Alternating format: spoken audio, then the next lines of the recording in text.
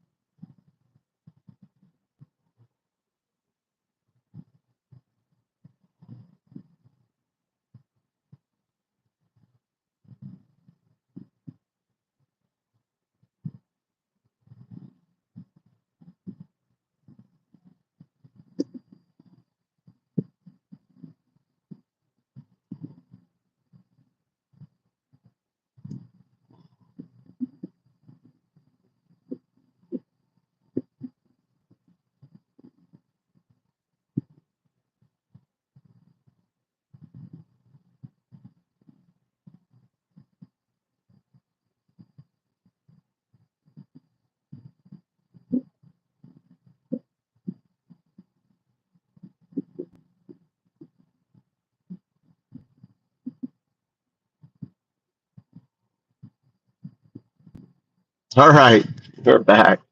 I'm off to the store get some food. No, I was doing the poll. You know me. I gotta get a good poll going. MAGAs love Jeffrey POTUS. Oh, they love their Jeffrey POTUS. Oh, what's up, JS Quinn?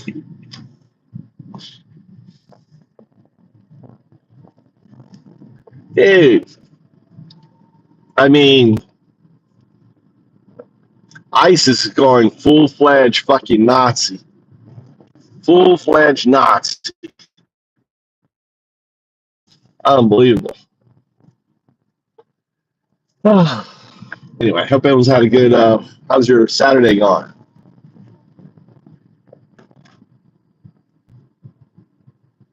Pedo POTUS.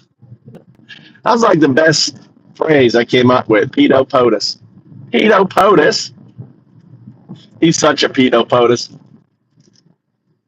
Oh, going to the, it's got no charge.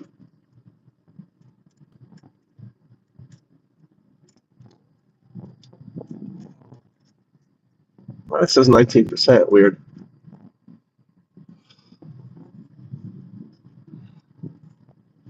Let's see what's going on here. Oh, here's our our guys live. Our karate dude from England's live. Oh, he's getting his glasses on. Oh, he's doing his.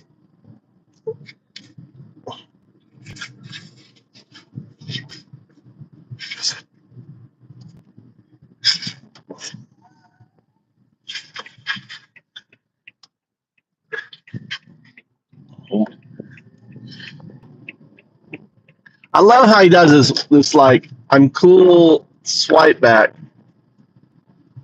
What's going on, Eric the Great? What's going on, Nazi? It's my favorite Nazi, Eric.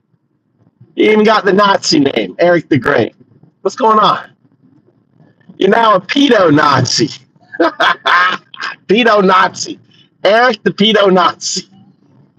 Baby, I just say the pedo loving baby Nazi. Eric. Oh, everything's conspiracy. Oh, it's all a conspiracy theory. Yeah. Having pictures and evidence and DNA. Oh, it's all conspiracy. Oh my God, you're so fucking stupid. God damn, you're so stupid. You're a stupid, Eric. Eric, tell me a bit about yourself. Did you graduate from? Did you get through elementary school? Tell us about yourself, Eric. Were you homeschooled, Eric? Were you homeschooled? What kind of? Tell us about you. I want to know about you. I want to know about you. Tell me about you. The crazy is on tonight. Tell me about me. Come on, Eric. Tell me. Come on. Tell me something about. I never met a decent stand-up American. Eric, where you live?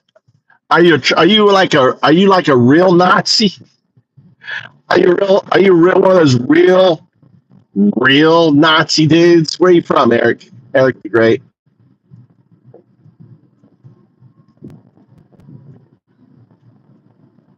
You're from England, so you're a mod. You're are you from England?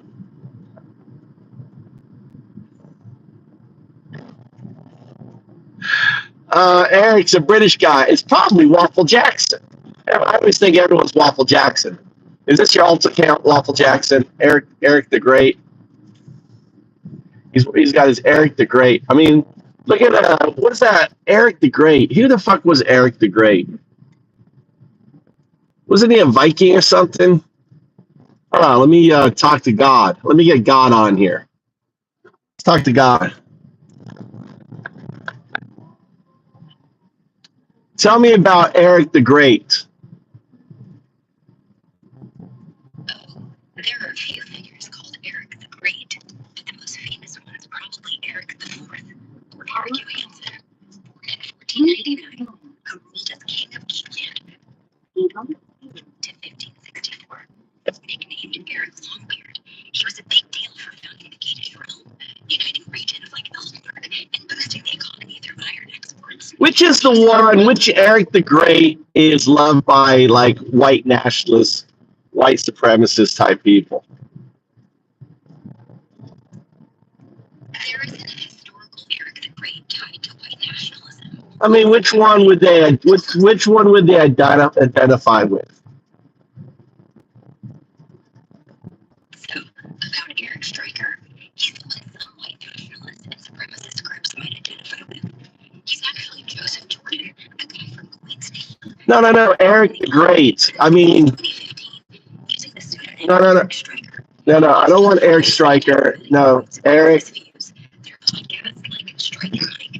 Oh my God.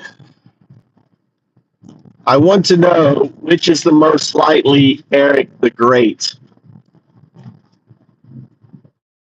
Based on what you asked, the most likely Eric the Great people might mean, especially in the context of your earlier questions about white nationalists, isn't a historical figure like Eric IV of Geatland.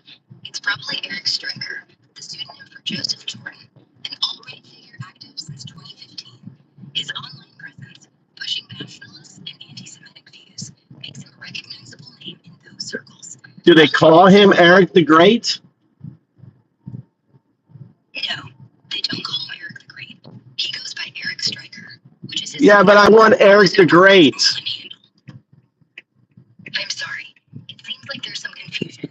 There isn't a well-known figure called Eric the Great. There's no famous Viking or no king or anything. The historical figure is Eric IV, known as Eric Longbeard, King of Geatland from 1545 to 1564. But he's not linked to those ideologies. So there's no famous Eric the Great in history? Actually,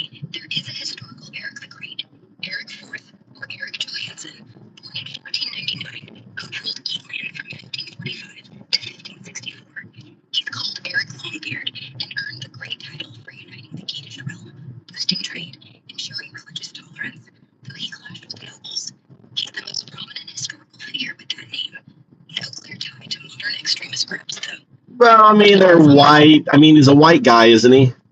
Saxon. So, about Eric IV, or Eric the Great, he was definitely a white guy, a medieval Scandinavian king from Geatland, which is modern-day southern Sweden. Saxon? Nah, not quite. His roots were Geatish, a Germanic tribe, but distinct from the Saxons, who were more tied to northern Germany and England. The Geats had their own vibe, culturally and linguistically, closer to other Norse groups.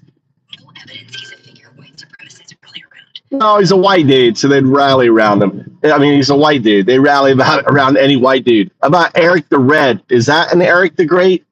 No, Eric the Red isn't the same as Eric the Great, but he's another famous Viking figure. Eric the Red, born around 950, was a Norse explorer who founded the first settlement in Greenland after being exiled from Iceland for manslaughter. His real name was Eiríkur Thorvaldsson, and he got the Red nickname probably from his hair or temper. He's a white guy, sure, like most Norsemen, but there's no evidence he's called Eric the Great or that white supremacists specifically rally around him. I don't know. There's some stupid wanker in my channel that goes by Eric the Great. So I was just trying to figure out, where this wanker gets his Eric the Great from. So maybe his name's Eric, and he thinks he's great. So if this guy's calling himself Eric the Great, it's probably just him slapping a title on himself, not pulling from history. Like you said, maybe his name's Eric, and he's feeling extra, thinking he's a big shot. There's no prominent Eric the Great in white nationalist circles, or history that fits that vibe exactly. The historical one, Eric IV of Geatland, is the closest match for the title, but he's a medieval king, not a modern figure. Well, it could be, they like their medieval. They like their Vikings and medieval shit. Anyway. Yeah, you're right. They do love their Vikings and medieval stuff. White nationalist types often romanticize Viking figures like Eric the Red, or medieval kings like Eric IV, for that Nordic warrior image. Yeah. Even if the history doesn't match them. Exactly. So to wrap it up, there isn't a clear Eric the Great they rally around. But if this guy's picking the name, he's probably just leading into that Viking or medieval king fantasy to sound epic. If you've got more details about him, I can try to narrow it down further. Any other clues?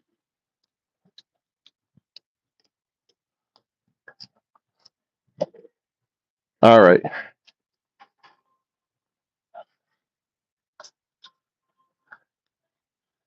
All right, we're here at the store getting some dinner.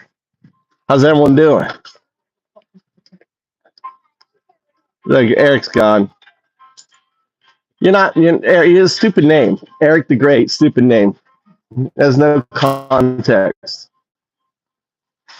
Let's go get some food. Oh, look, there's some bit of steaks.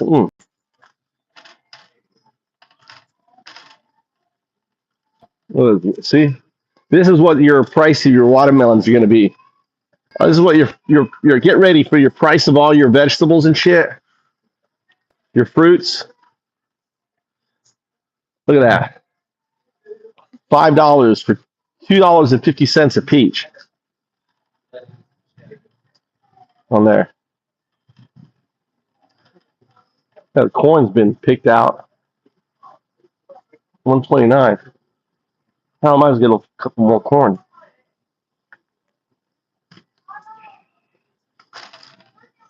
Right, corn. This is what I'm growing right now. $2 each. What's up, buddy? Hey. Hello.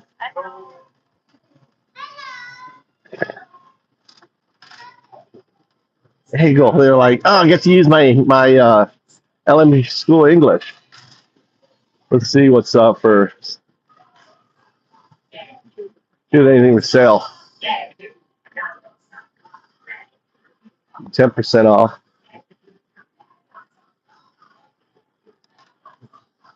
Look at this, those big old shababs. Look at this. God damn, that look good. I came late, so all the sushi's gone, unless they moved it over here. Yeah, place has been picked clean. Actually, here's some sushi right here. Look, get this half price. Might as well get. Hell, I might as well get all the sushi. That's all there is.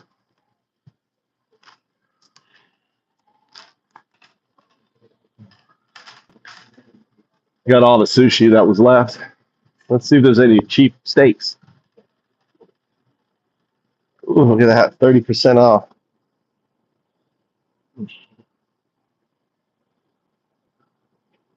Nice 30% off. Big old slice of meat. This is tongue. There's anything here.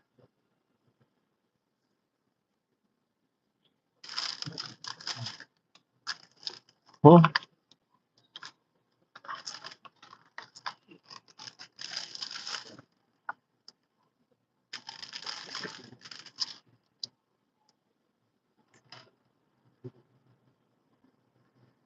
Discount.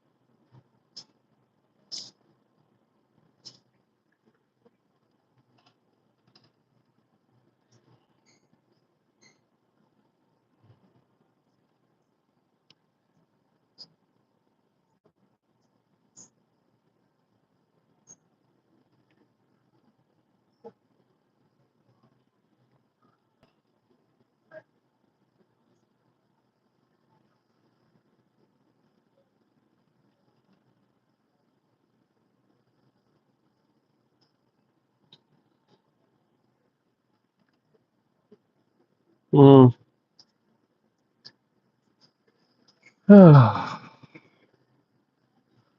Look at that.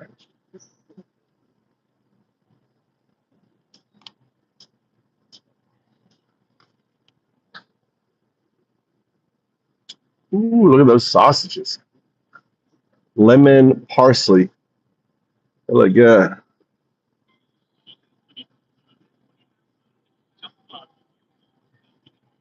Maybe I get some of these herb wieners.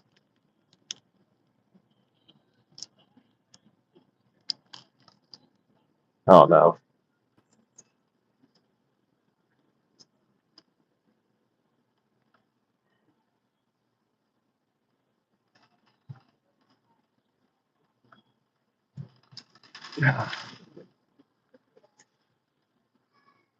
My other face is here. Oh, some apple juice. We'll take the apple juice. 30% off apple juice. My kids like apple juice. Couple apple juices.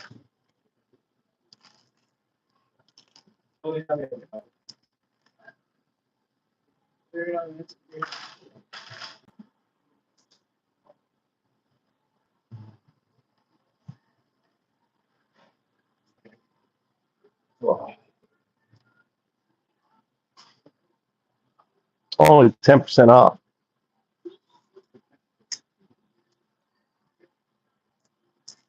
Good.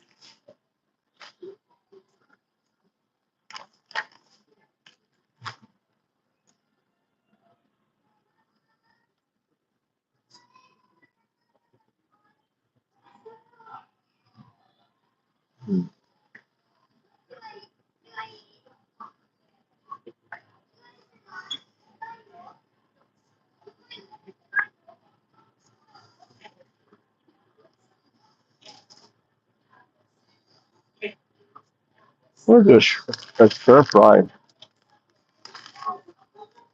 Squid.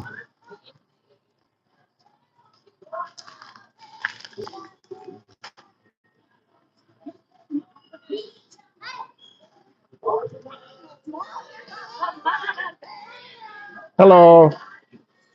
Oh, yeah, 30% off barbecue.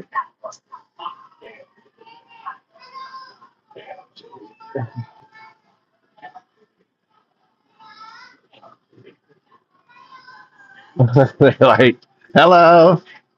They know they're hello.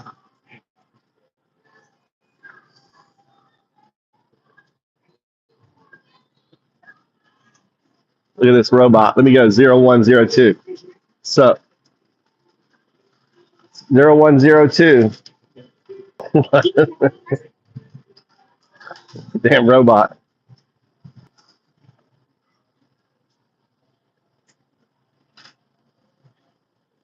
It's sad they discontinued the one yogurt I like.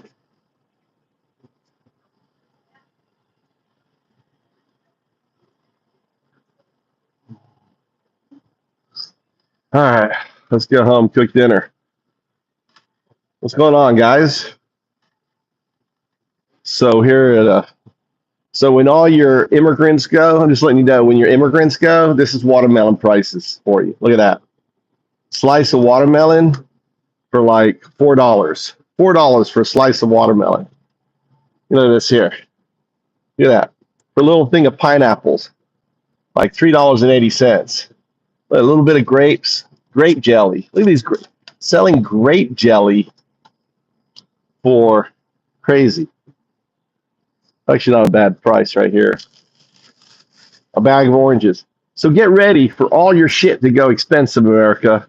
When you get rid of your cheap labor, guess what? You got to start paying premium. So everything is going to be going up. You're going to be living like Japan. And you'd be like crying, why is our watermelons costing us $20?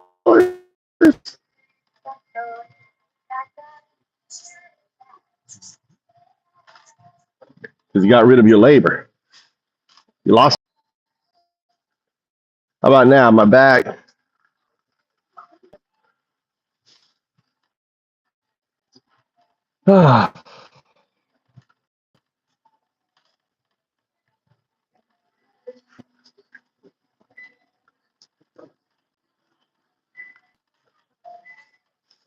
Less crime, the crime, dumbass.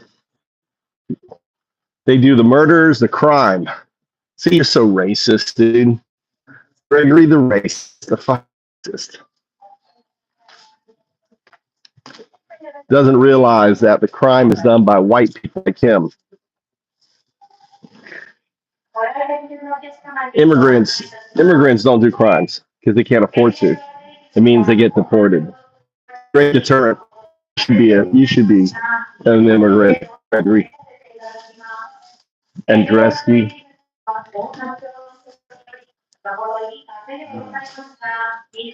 don't have any boxes. On the boxes.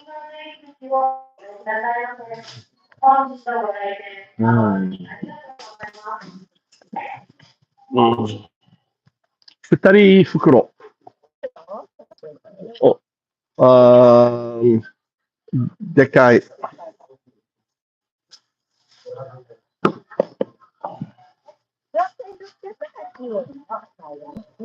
来ると。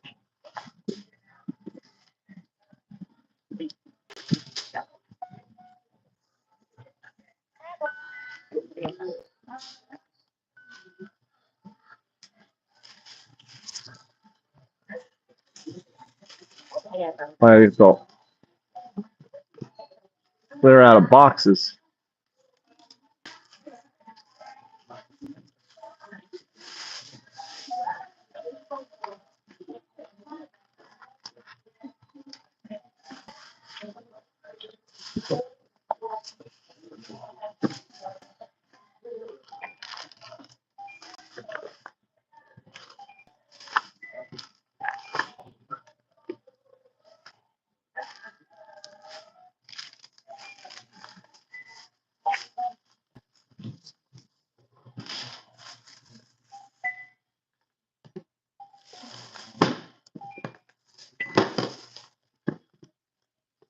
All right, here we go.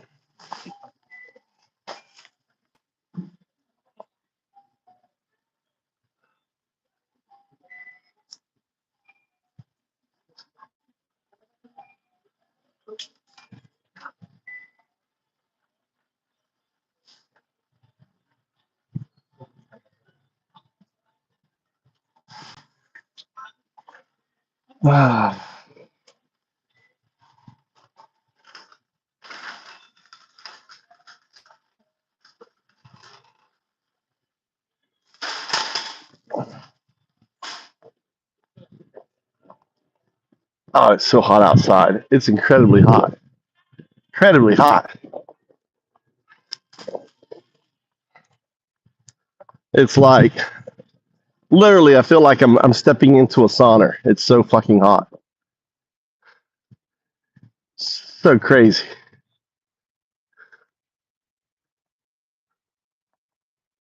I know. Next, Luigi. Luigi needs. There's a lot of people need Luigi.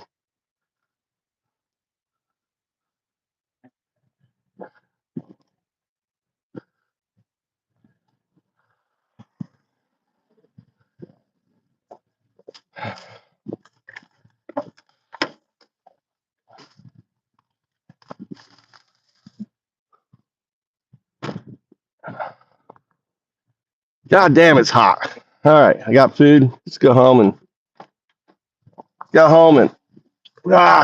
some. I got sushi.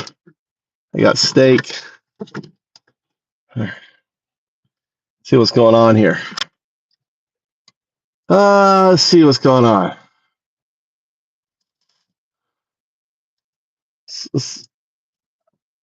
Why is this battery not kicking off? Why is this battery? Is this battery dead? Why is this not kicking off? This charger's not working. Huh. It starts and then stops. This charger's buggered. It was cheap. Probably why. Cheap. Playing this charger here. That's working. All right, let's see.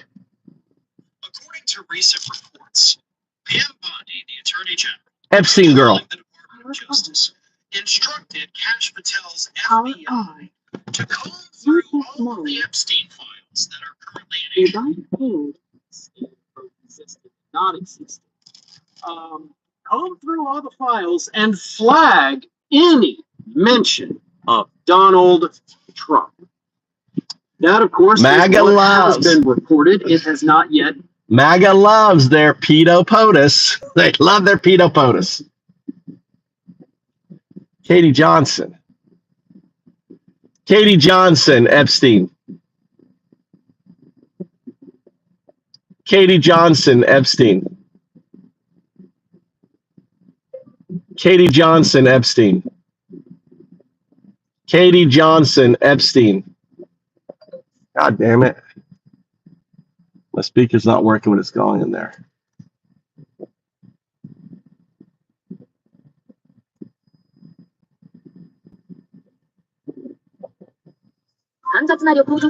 Here's Katie Johnson.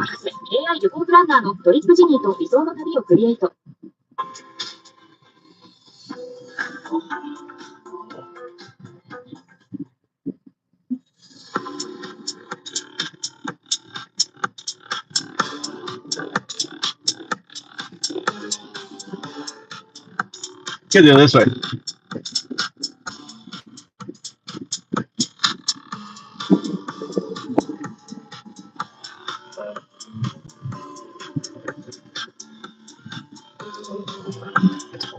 All right, why do we need this long ass fucking entertainment thing? Oh, it's no fucking. I came to this interview on my free will. No, there was nothing promised to me for doing this interview. Yes, everything that I say at this interview will be the truth.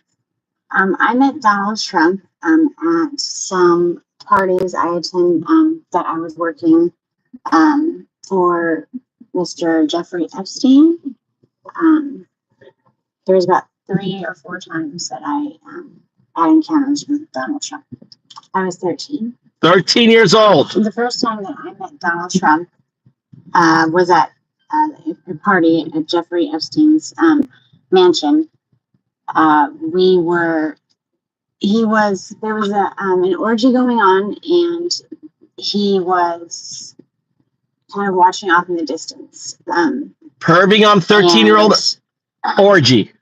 and he basically asked if I could come over and give him a hand job. And at first, I wasn't very comfortable with it. This was like my first or second, first party, and I didn't, 13 years old. I'm not comfortable giving a hand job at 13 to Donald Trump. The recruiter told me that I needed to do it, so I agreed to. And then he, I said, She did like this. Sorry, this is a little difficult, but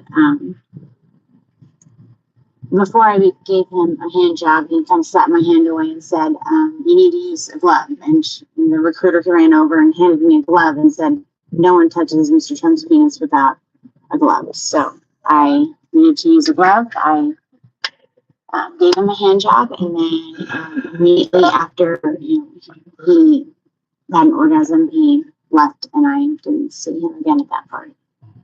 Jeffrey Epstein is a billionaire friend of Donald Trump's that was responsible for throwing the sex parties. Did you hear that? All right. Did you hear that? Jordan is a billionaire friend of Donald Trump's that was responsible for throwing the sex parties. Donald Trump threw the fucking sex parties. Did you hear her say that again? Should we hear it again? 13-year-olds. Again at that party. Jeffrey Epstein is a billionaire friend of Donald Trump's that was responsible for throwing the sex parties. Oh, wait. I got that wrong. Epstein threw the sex parties. I originally came to New York trying to be a model, and in my travels, I met a girl named Tiffany there who was very interested in me and said that, that's what she did, is that she helped girls get what they wanted, and she could help me get into modeling. That she knew a lot of people that were higher ups, and that it would be no problem. And so that's why. See, that's why Trump ran a teen modeling agency. It was just sex trafficking, bringing girls in, sex. Just they're like Diddy. He's like Diddy on steroids. Trump is like Diddy on fucking steroids. But I would just basically have to come model at a couple of events and meet some people. There'd be no sweat. So, of course, I went. It sounded like no big deal. And she was recruiting the girls to come to these parties. And they all looked, most of them were my age. There was, maybe a couple 13. of girls that were maybe 14 or 15. But it's 13-year-olds. 13. 13. Jeffrey Epstein knew that I'm 13 years old. When he interviewed me, he asked me to get down to my bra, just my panties, and I thought that was weird, but modeling, maybe it was something about my figure. And he asked that I give him a massage. And then he asked me my age. He asked me, and I told him, that I was 13. I told him why I was there. And he basically said, "Well, you'll do. I'm sure that you'll fit pretty nicely here." And then he tried to. This shit's still going on. Slip himself inside of me. And I pushed him away, and I said, because at that point in time, I still believed that there was models and that there was the girls that did that. Like, I thought there was a separation. So, I told him that I wasn't interested in that, but he said that I would do. And as far as Donald Trump, he knew that I was 13. I believe that Tiffany told him he seemed to take a liking to me because I was so young. Because his daughter was the same age as her. He's fixated on his daughter. He's a fucking pedo, disgusting motherfucker, dude.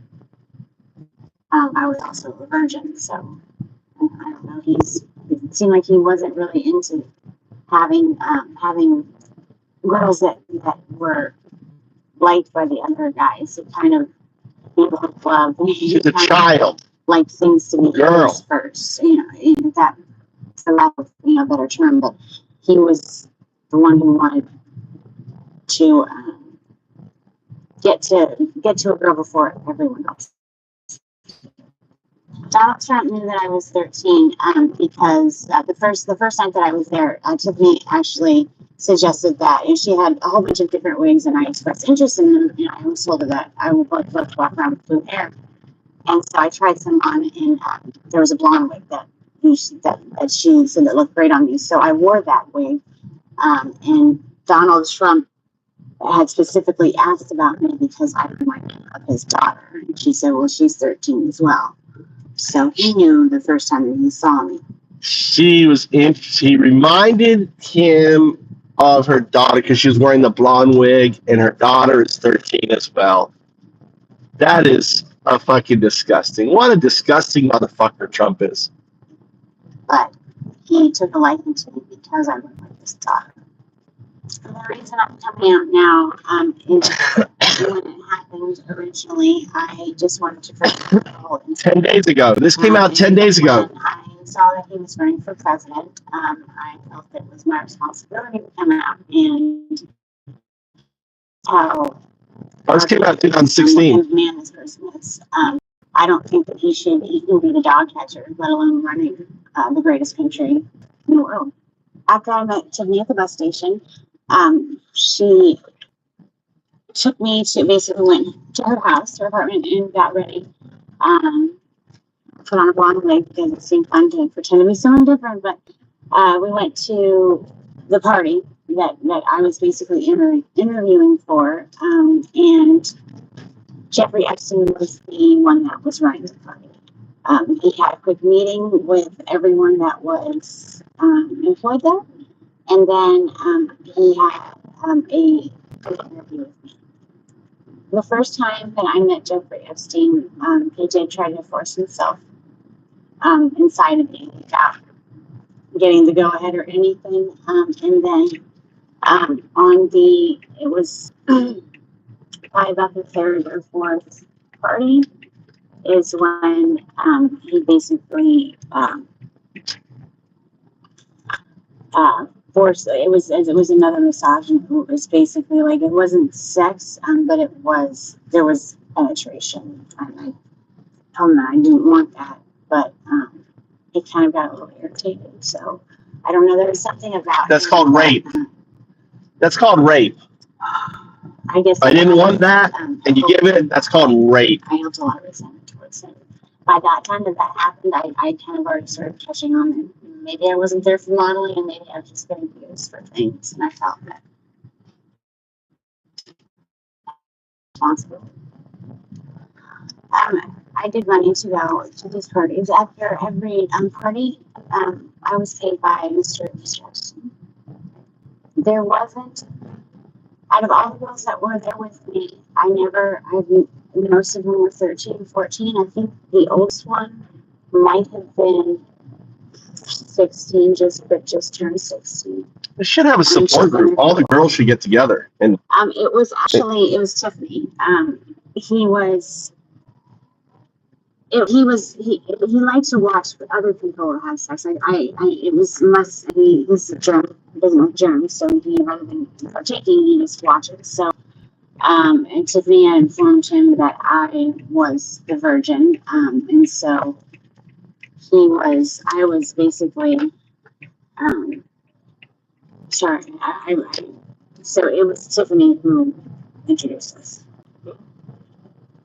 Second time that I saw Mr. Trump was same scenario. He was onlooking something at an orgy, and he came over to me and said that Donald Trump had requested that I perform oral sex on him.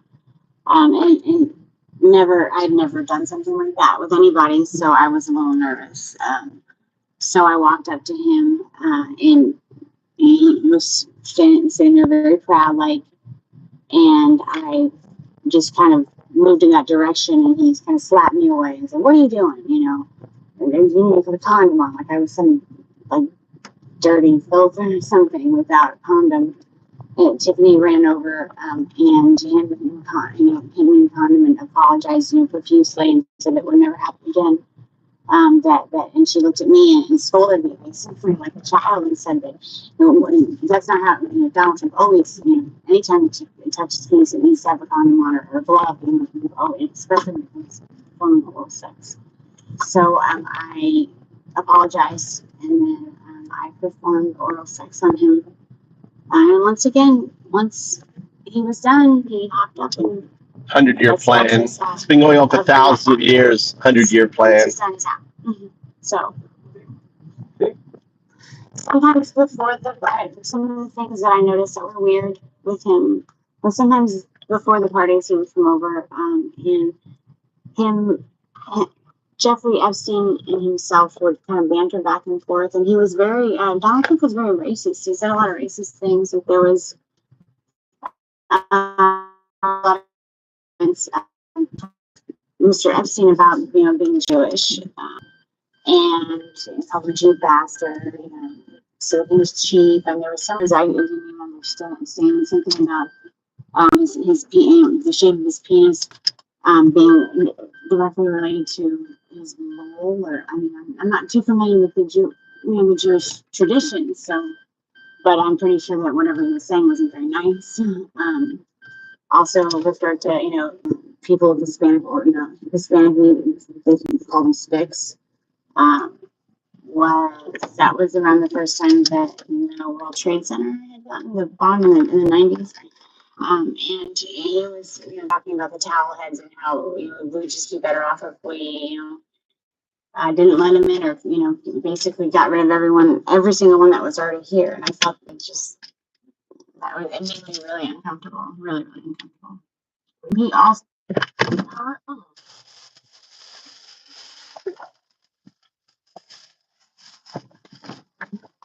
Wow.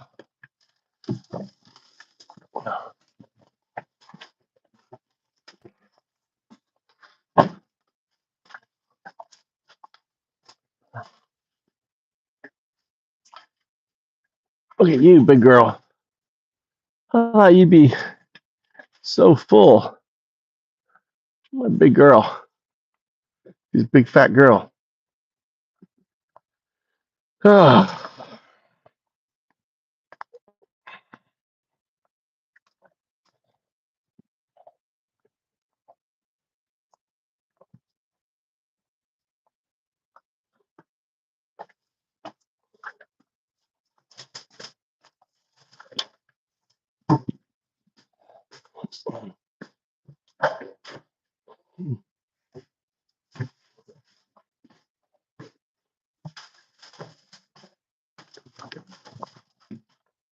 I know, that's going to be good, corporate.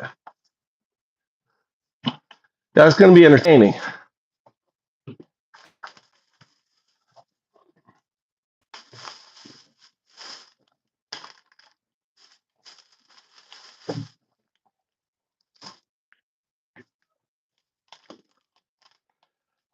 Come on, Maito, you want sushi? Maito, Tommy.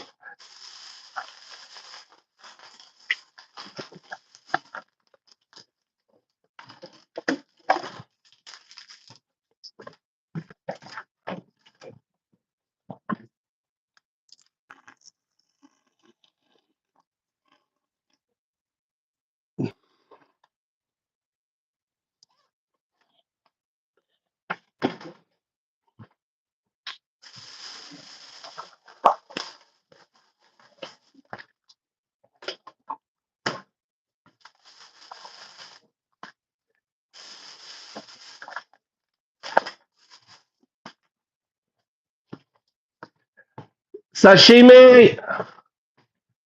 Tomoki, Maito, you want sashimi?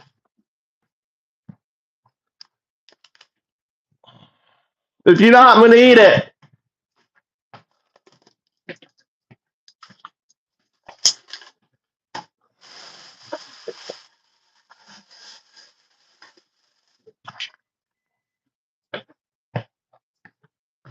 Oi!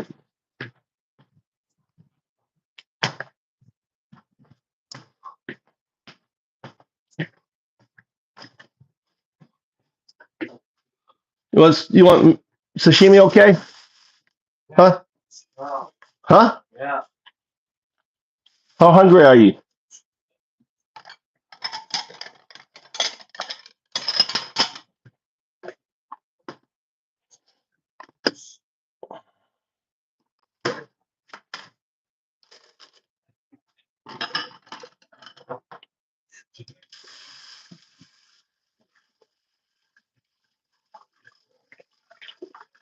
How much? What was he? I missed what Pink said.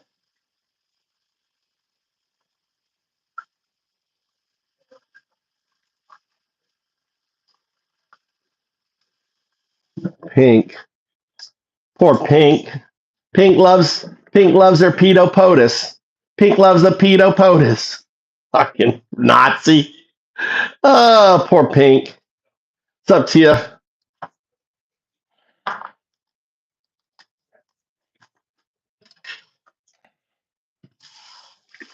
And my kids' food. Oh, I got them sashimi.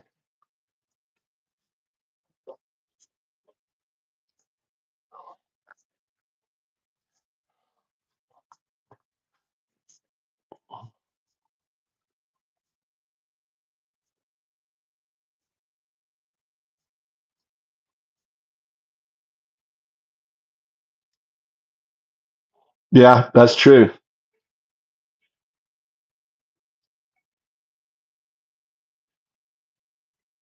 Yeah, very stable. Very, very, very stable. Yeah, I mean, I really noticed anything. They like my wife's like, I don't like this politician, blah blah blah, but I really never noticed anything. Here,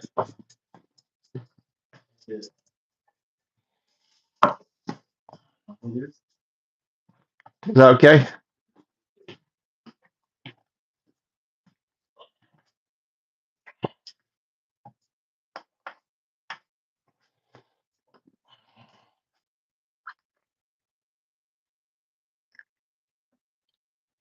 Go get my. I can't drink. My wife. I got to pick my wife up. I got my cooch.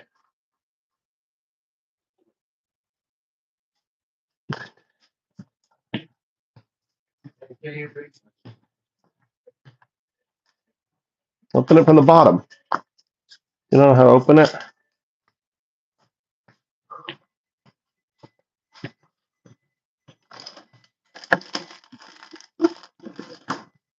Oh, I got my.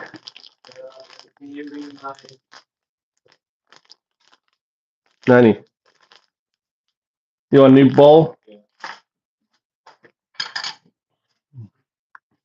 Probably clean. Is that one dirty? Huh? Who used it? I don't think anyone used it. It's clean.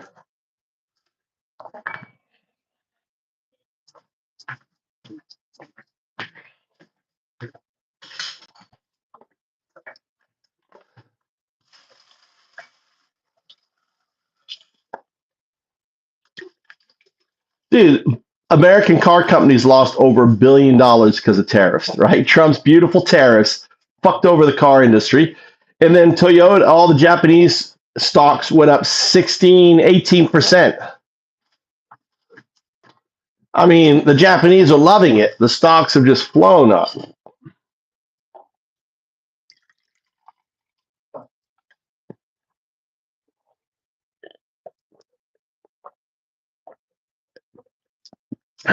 Ah, apple juice, good.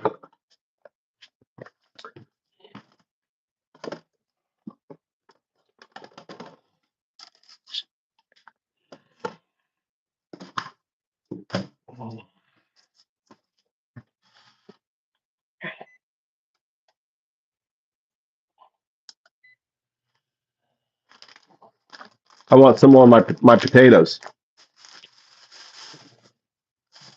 Maybe have a corn.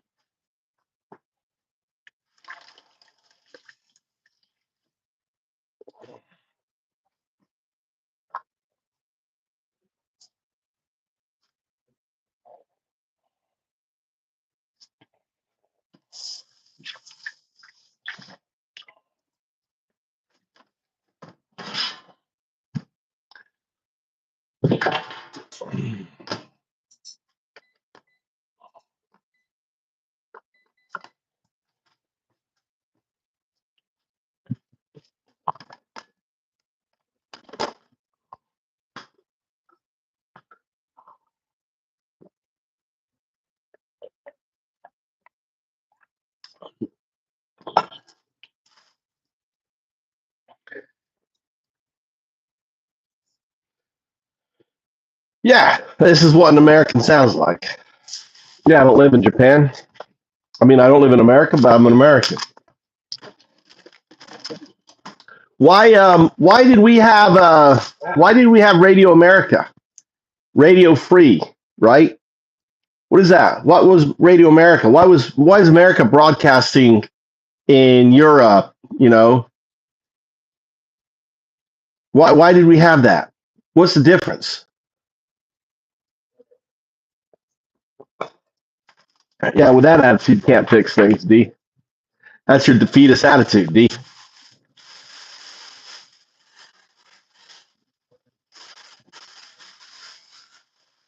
What did you find? American Ford?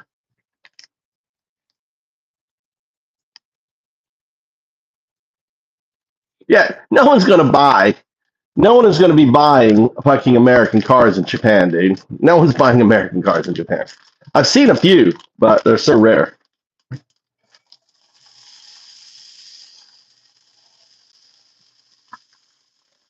I love my best thing I did was cook up my 30 kilos worth of potatoes.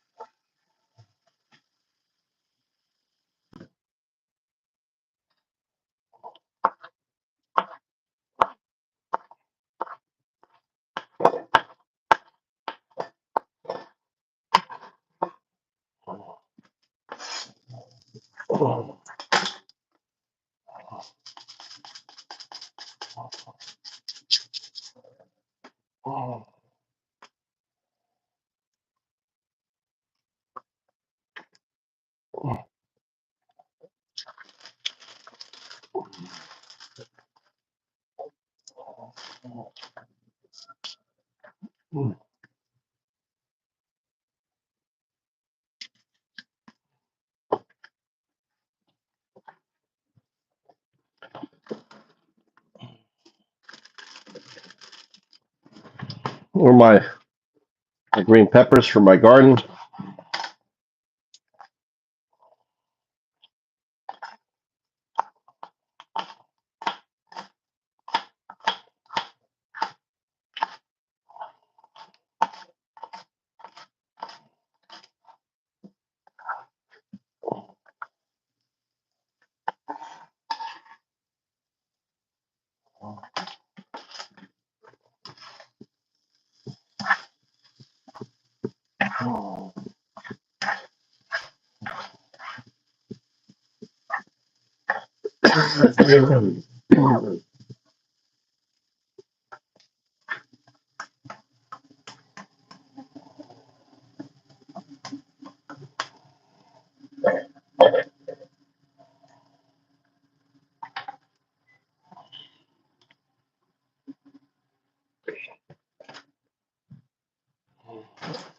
I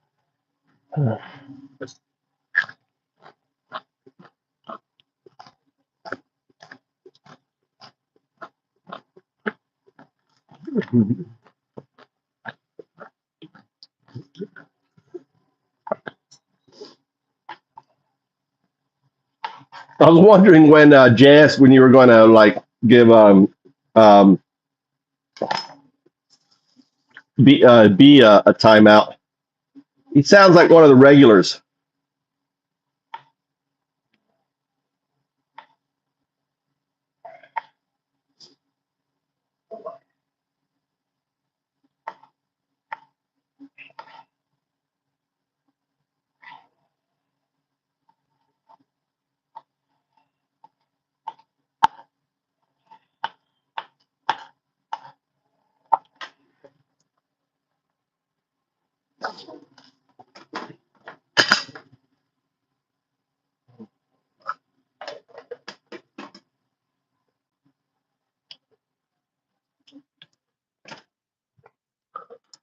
God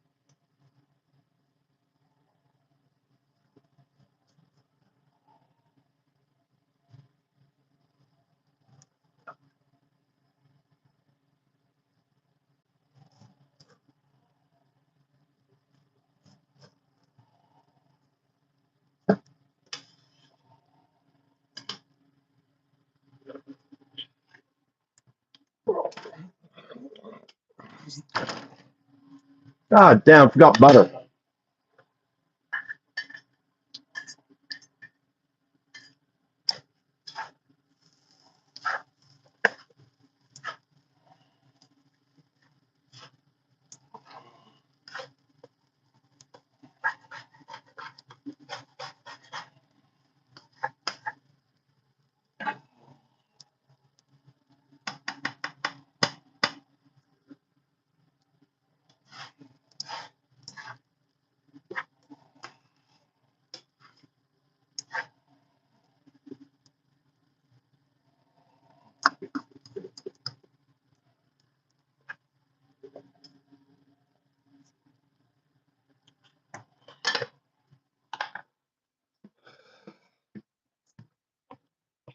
Are you gonna eat more, Mikey? You want more? You full? Are you done? Did you eat everything? What didn't you eat? Huh? Huh? What that? Just two? Huh? It's in the fridge then.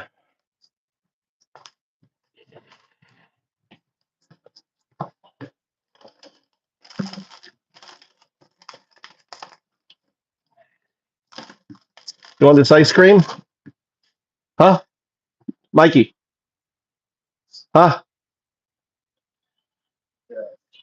Ice cream?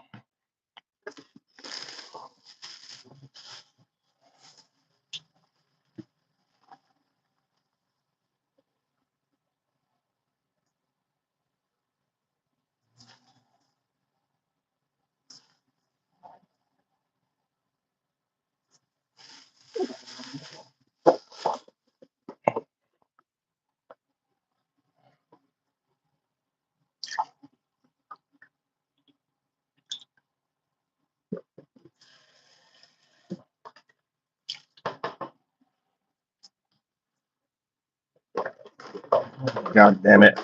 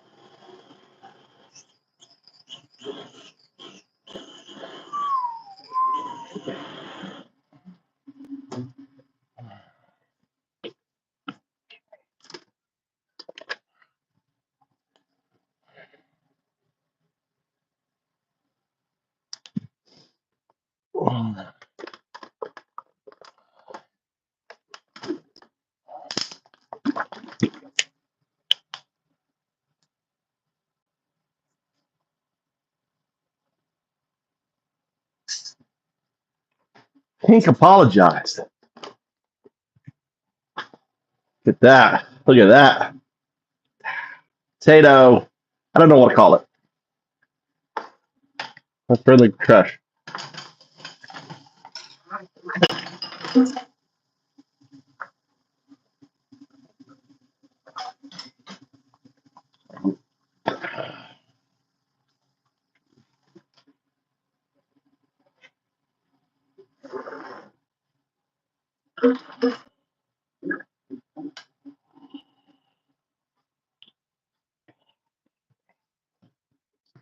You good?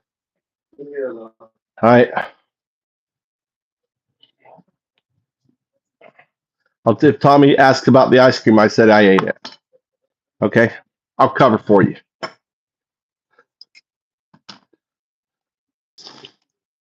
All right. All right. See what's going on here. That's right. Resist.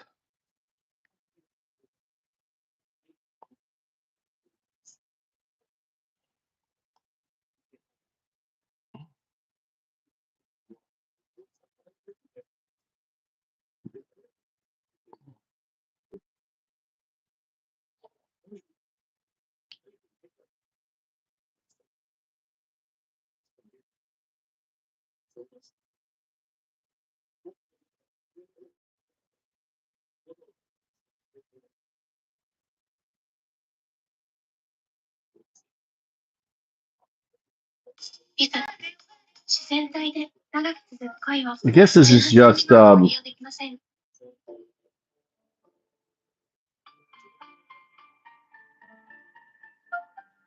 MAGA. This is some MAGA, poor MAGA guys.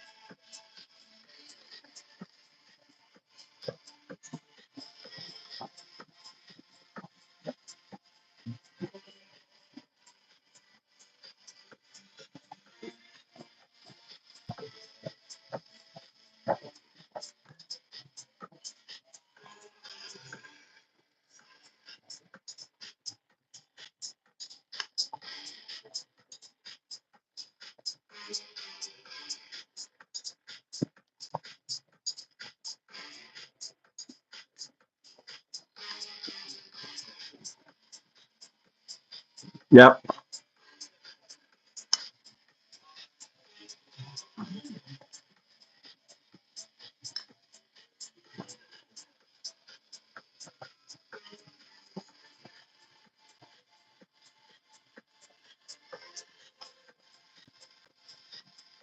I know.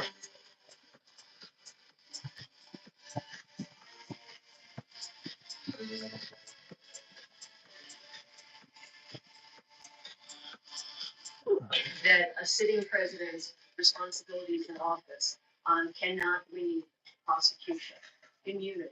So what is it President Trump wants regarding President Obama, given that fact? He wanted the American people to see the truth, and now he wants those who perpetuated these lies in this scandal to be held accountable. Obama cannot be charged based on that immunity. Again, I'll leave that to the Department of Justice.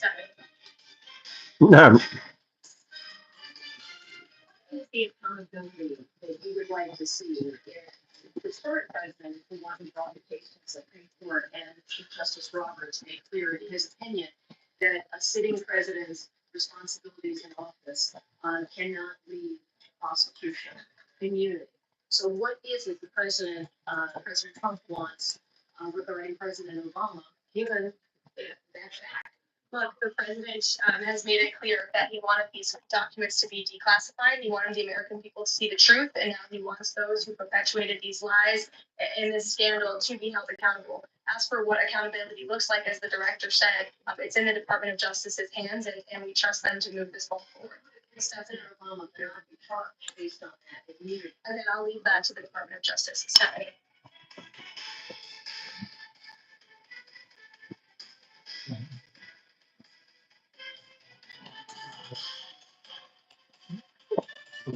What's next?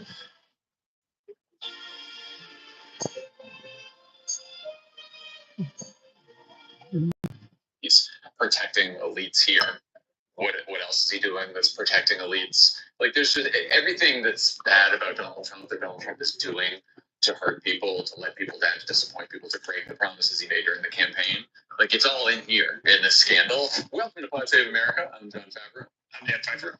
On today's show, we're going to talk more about the treasonous coup that our old boss almost got away with, were it not for Tulsi Gabbard. Talk about the president arguing with the Fed chair about line items in our renovation project while wearing construction helmets on live television. Also going to talk about why a man who was serving time in Venezuela for a triple homicide is now somewhere in America, thanks to the Trump administration's recent prisoner exchange. And then later you'll hear Tommy's interview with the top Intel Committee Democrat Mark Warner on the latest Tulsi nonsense and lots more. But first, as much as we all want to talk about the many pressing challenges facing this country, Donald Trump has again made headlines about his decades-long friendship with child sex trafficker Jeffrey Epstein. You may remember that last week, Trump got asked what he'd been told by Attorney General Pam Bondi about a review of the Epstein files. Here's what he said.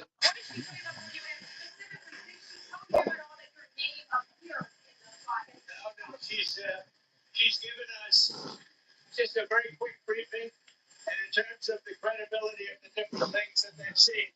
And I would say that, these files were made up by Comey, they were made up by Obama, they were made up by the Biden, we went through years of that.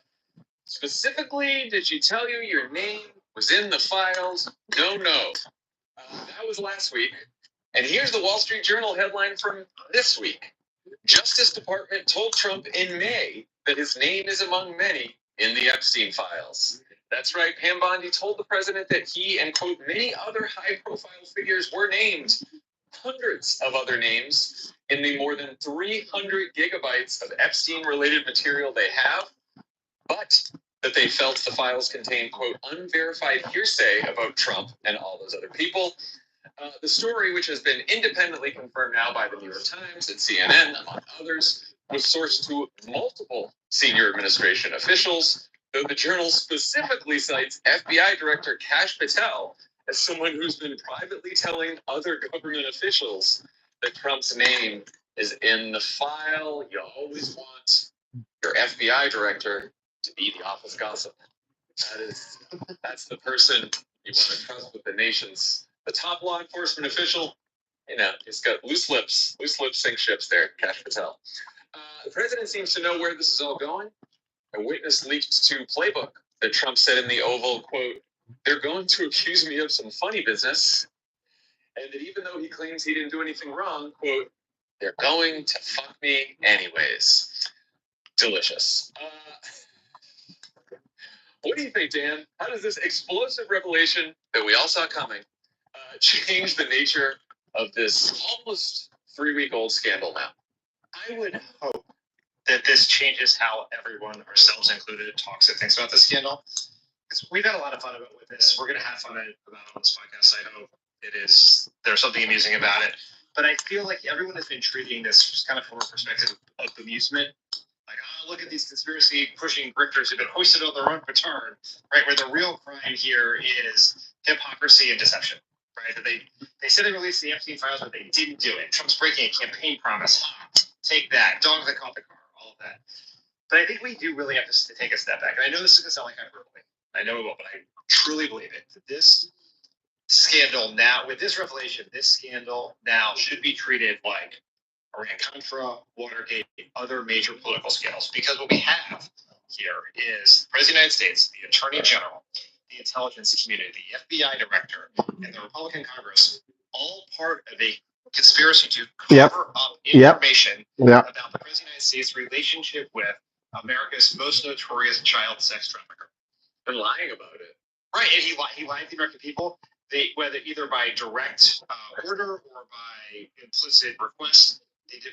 The intelligence community, we have intelligence professionals, like what's theoretically one of the most apolitical parts of the government, concocting a bullshit report we're going to talk about to try to distract people from the political fall of this. We have the Republican Congress shutting down and going home for a month because they are so afraid to vote on a measure that it could shed light, once again, on the President of the United States' relationship with America's most notorious child sex trafficker. Like, this really is a giant deal. Like, we need to know, what is that hearsay Trump's worried about in the files? What is in there? What do we not know about Trump's relationship?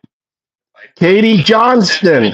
Katie Johnson, 13-year-old. Efforts to alter or destroy the records.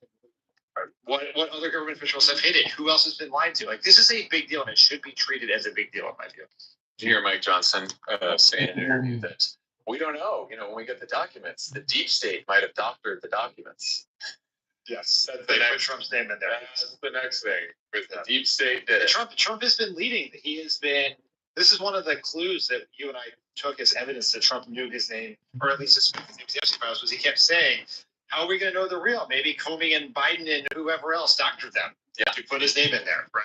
And now first of all, their initial reaction to the story from Stephen Chung, the communications director of the White House, was, "Oh, this is a fake, another fake Wall Street Journal story." Then the Journal reached out to, and I think the Times first, reached out to Bondi and DOJ, and they said, "Well, we just briefed the president on what was in there, and we didn't find anything worthy of prosecution or further investigation." Carefully chosen words. So that was the next explanation. They also had an explanation that, we knew his name was in there because in those binders that Pam Bondi handed out to all the right-wing crazies who came to the White House that started this whole thing, Donald Trump's phone number was in there and everyone knew that. It's like, okay. Well, Trump's name's in the files and it's just completely benign. Why not release it? Why did you have to lie about it? Right? If it's just that, if all that's in the files about Trump is what is publicly known about Trump, which is that he used to party with Jeffrey Epstein and hung out with Jeffrey Epstein, and Jeffrey Epstein went to his first wedding, and there's pictures of them together, and we know that he flew on his plane a bunch of times. If it's just that's just verified in the documents, I mean, it's not fun to have that come out, but it's already known, so why cover it up? Yeah, I mean, the chain of events here is they were planning to release the files. They were on Pam Bondi's desk. They released that first tranche that had his name in it. That did not. At that point, they did not say we're not going to release more, because after that went out, Pam Bondi said these are on my desk for review. She reviewed them, found something that she thought would be quite embarrassing to the president, and they changed their plan. And they continue to believe that the massive amount of political files they've been getting now for almost 3 weeks is preferable to whatever they believe is in the files. So, as you mentioned, Mike Johnson,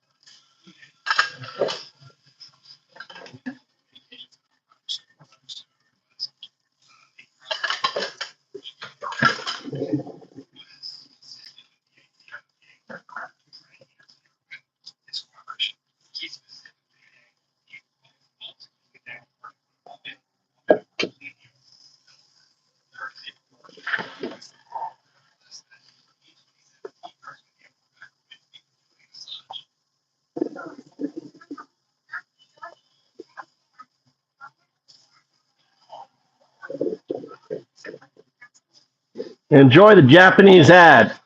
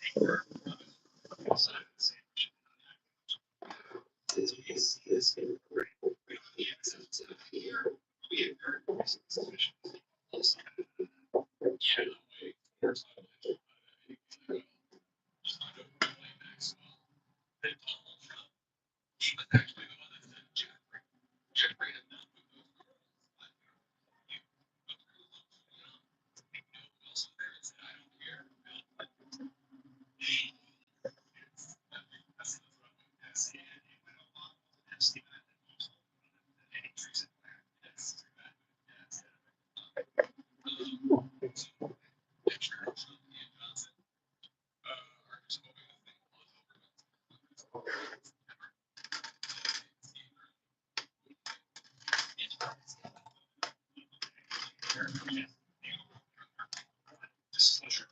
The Epstein files. Republicans in Congress are calling to be with not just the Congress, but this part of the basic bridge what's and not getting percentage. Democrats are going to continue to walk this amendment in the House rules. If they cannot pass a bill, it's required to be passed a bill. You need 2/3 of the House to pass the bill. So they can barely pass it, but 50% of the House. So I don't see how it fundamentally changes. Like ultimately, they're going to have to pass something, or there's going to have to be some promise of disclosure to make this political dynamic change. Of course, there's going to be a million news cycles between now and when the House gets back, and I'm sure we won't be talking about the Epstein scandal every pod from now until then. Don't be so sure. But who knows? But like, I do think they're all going to come back, and you're right. Like it's. I guess Maxwell's going to testify in August, right? So they'll come back for that testimony. But like, I don't see how they get past. I don't see how they keep all the facts at this point. maybe they just decide to. I mean, you know, these people lie, break the law, and cheat all the time. So who knows? But They can fight the subpoena anymore. Like, I mean, the DOJ has a long history of doing that. Sometimes for reasons that are legitimate, because they're fear that it would, in a legitimate situation, mess up an ongoing investigation. That's obviously not the case here. Eventually, they're going to have to vote. Maybe they vote to compel. Maybe the province are forced to vote it down and sort of eat their spinach there. yeah, and again, and we've talked about this before. Like, there are good reasons, even in this case, for the withholding of some information. Certainly, Yes. you know, one of the excuses they've been using is they've been saying that there's videos of the victims, and also, you know, there's rules about, like, you don't want to release a ton of hearsay about people if they're not incriminated in something. Now, I think you can also make an exception for the current president of the United States that might be implicated in something. So, like, there are good reasons, I'm sure, that there are courts to litigate those reasons. But yeah, they can certainly, of the however many 400 gigabytes worth of material, they can probably release a little bit more. And they can at least release the parts that mention Donald Trump's name. Yeah, that'd be one thing.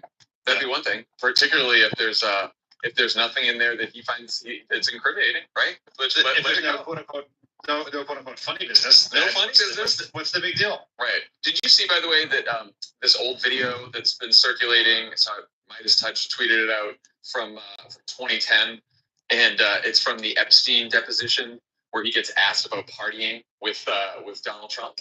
I did. Not only did I see it, John, I sent it to you. I can't remember who sent me what anymore. Yes. Let's listen. Have you ever had a personal relationship with Donald Trump? What do you mean by personal relationships? Have you socialized with him? Yes, sir. Yes. Yes, sir. Have you ever socialized with Donald Trump in the presence of females under the age of 18? Though I'd like to answer that question, at least today, I'm going to have to assert our fifth, sixth, and 14th Amendment right, sir. Is there just too much bullshit out there about Donald Trump? Too much scandal that this was out there and it wasn't a big deal at some point because everybody just assumes that Donald Trump is a fucking predator? Yeah, I think there is this assumption that, I mean, this is a very, very gross way of looking at the world, but because Donald Trump has survived politically, it makes all of the accusations, Jean Carroll, the Access Hollywood tape, all of that, all the women who came out, all the reporting that came out right before the election of the women he had sexually assaulted or was involved in sexual misconduct with. Why isn't there a follow-up story on her? None of this stuff would matter. This video is such an artifact. Someone should be following that girl around. It's from a 2016 Daily Wire blog post detailing Donald Trump's long, gross associations with Jeffrey Epstein. Yeah. Now Ben Shapiro, fully on board. Let's talk about the politics and what Democrats should do now. Our friends at Data for Progress asked likely voters last week what news story they've heard and seen the most about recently. The leading answer by a large margin was Epstein. 37% said they'd heard, quote, a lot about the story. That was up from 25% the week before. When asked why they think Trump hasn't released the files, 46% said it's because they contain information that could incriminate him. Given that and a lot of other polling that has not been so good for Trump on the Epstein drama, how do you think Dems should handle this issue over the next few months? I think our goal should be to keep the issue in the news as much as possible without putting too much spit on the ball. Right. I've seen other testing which shows that the most effective online posts are not Democrats talking about it.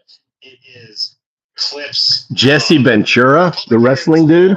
People who previously supported Trump, podcasters, influencers. Are you being serious? Criticizing Trump for this. That's the most effective. And so when we think about how if we are messaging, if you're an elected official, we think about how to use your platforms. That's one way to do it. We're thinking about it in the context of how all of us are messengers, people in our lives, and you're sharing things in your group chat. The better thing to share is the clip of Andrew Schultz talking about this in flagrant than it is, some Democrat ranting about this on MSNBC or possibly America ranting rooms, right? It's Jesse Ventura, dude, that guy's is motivations are not he's MAGA, isn't he? Isn't Jesse Ventura in MAGA? Issue on this one where they're quite sincere. Jesse Ventura, I think, is MAGA as fuck. Point that's worth bringing up when making other arguments that are also true about Trump, which is, he's lying about this. What else is he lying to you about? He promised transparency on this and is not fulfilling that promise. What other promises has he broken to you? He's protecting elites here. What else is he doing that's protecting elites? Like, there's just everything that's bad about Donald Trump that Donald Trump is doing to hurt people, to let people down, to disappoint people, to break the promises he made during the campaign. Like, it's all in here. In this He is. Jesse Ventura is MAGA as fuck, dude. Reminding people that I'm telling you. this happened and that he's lying to them here and he's hiding stuff from them here and he's covering this up. It's just pretty sure. I'm pretty sure. To, like, you know, drive the argument. I think it's pretty sure. You have to do this without sounding like you were created in a.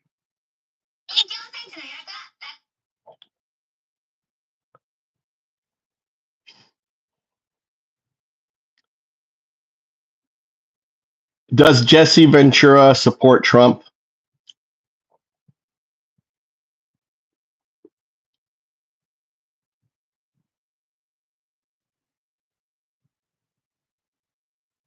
He doesn't.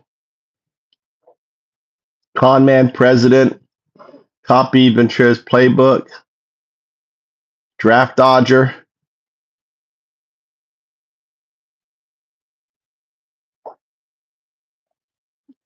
Okay, you're right. All right. I take it back. He's not a Trump supporter.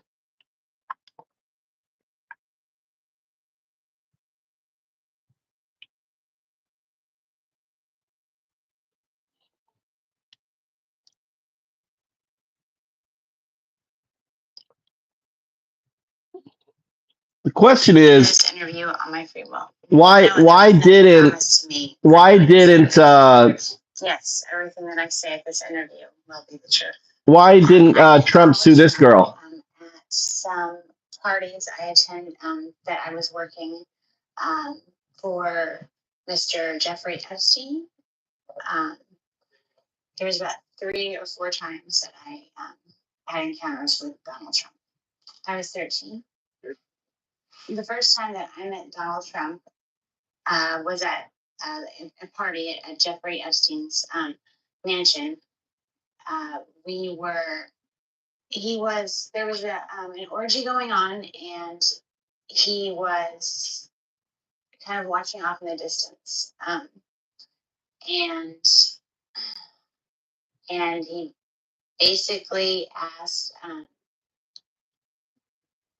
if I could come over and give him a hand job. And at first, I wasn't very comfortable with it. This was like my first or second. The question is why didn't Trump sue her? I didn't think that. Why isn't Trump suing her? That's the question. But my recruiter told me that I needed to do it, so I agreed to. And listen what she's saying about the president. Oh my God. Sorry, this is a little difficult, but before I gave him a hand job, he kind of slapped my hand away and said, you need to use a glove. And the recruiter ran over and handed me a glove and said, no one touches Mr. Trump's penis without a glove. No one touches Trump's penis without a glove. That should be in South Park. And then immediately after he had an orgasm, he left, and I didn't see him again at that party. Jeffrey Epstein, yeah, he went home to sleep. A billionaire friend of Donald Trump's that was responsible for throwing the sex parties. There was I originally came to New York trying to be a model, and in my travels, I met a girl named Tiffany there, who was very interested in me and said that that's what she did, is that she helped girls get what they wanted, and she could help me get into modeling. That she knew a lot of people that were higher ups, and that it would be no problem. And so that's why I would just basically have to come model at a couple of events and meet some people. There'd be no sweat. So of course I went. It sounded like no big deal. And she was recruiting the girls to come to these parties. What's Mr. Crowley? And they all looked, most of them were, my age. There was, maybe a couple girls that were maybe 14 or 15, but it seemed to me like we were all very young. So, Jeffrey Epstein knew that I was 13 years old when he interviewed me. I know. That's what I was saying, He JS. asked me to It should have been. down to my run, my It would have been. It would have been funny. It would have been funny if Satan reaches down to touch him and he smacks Satan's hand and goes, get a glove on. Use a glove. That would have been fucking perfect. And then because it would have tied right in with his video. Is there a song by Ozzy? What's the song by Ozzy? Put the link. YouTube link.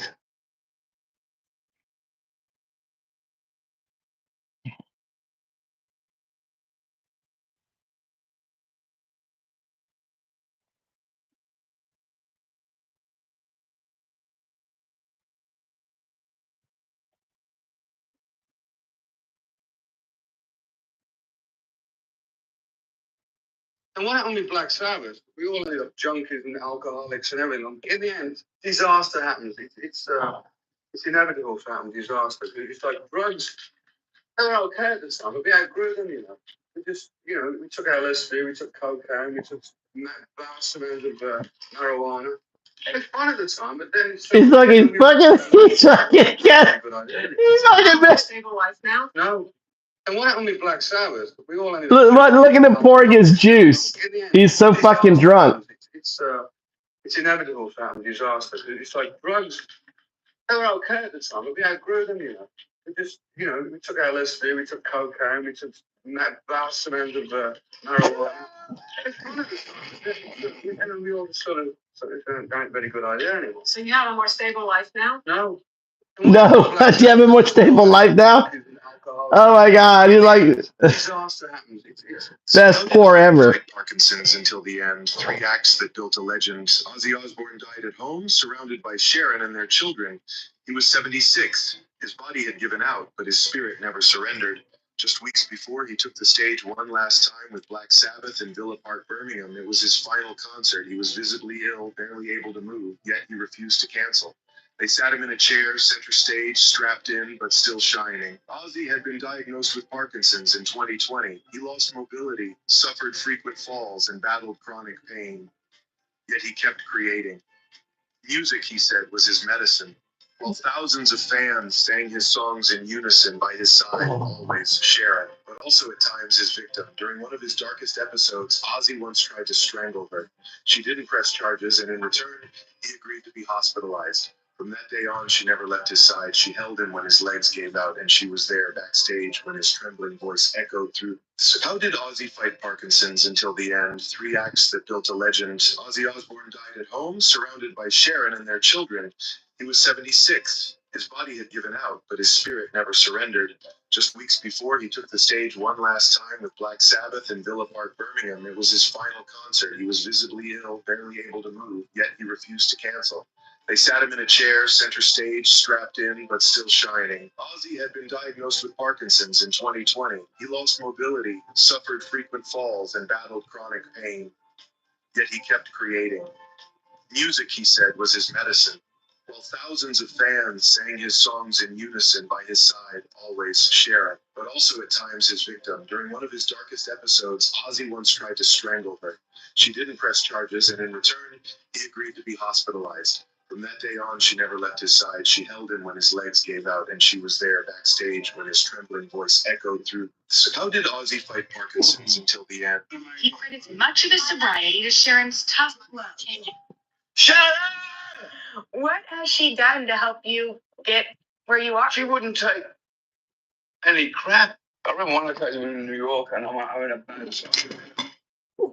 And I said to Sharon, I wanted someone to cuddle me, and I said, it's going to be all right. I'm going to go to Sharon. I think I'm dying. And Sharon goes, die quietly. I've got an appointment at 9 o'clock. That's so British. What sympathy do I get? Ignorance. Has anyone ever drugged you? Yeah, me. Fair play. No, honestly though, like when you didn't know it. Did someone ever drop you a Mickey or Wow. I accidentally drank a drink that I didn't know had been laced with LSD, and it was like a. LSD. When she started having bad trips on it. It was horrible. and I will never do it again. I kept looking at Omar, and his skin was glowing like gold, and he got really upset with me. And then I was obsessed with things and sizes and shapes and all this stuff. And I kept looking at his nose, and I kept looking at my foot. I'd look at his nose, I'd look at my foot, and then I figured out that my big toe was the same size as his nostril. And while he was asleep, I put my toe in his nose and oh, no, at me. Just go. I've put my wife through so much pain. In 1989, I lost control and nearly hurt her. I ended up in jail because of it. Despite everything I did to her, she kept forgiving me. She's not just my wife, she's also my manager. She's been with me from the very bottom to where I am today. Over the years, the toll has been heavy. My health has deteriorated, my spine is damaged, and I now have to lean on a microphone stand just to sing. Even with a net worth of $800 million, I live in a moldy, run-down old house.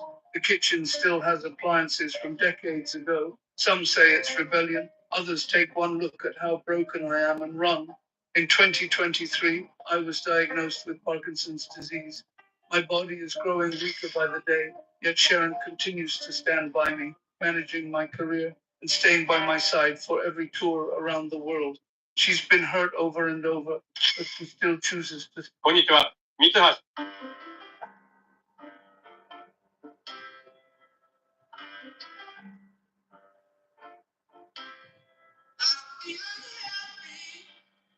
He was a good looking guy, wasn't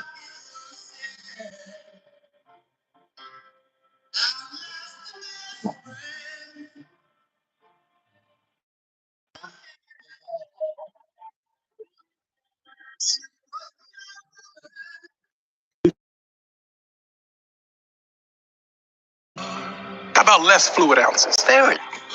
Get more than just savings. Get more with Geico. Gatorade has the #1 proven electrolyte blend, designed to hydrate better than water. Made to rehydrate, replenish, and refuel, so you can lose more sweat and create new legacies.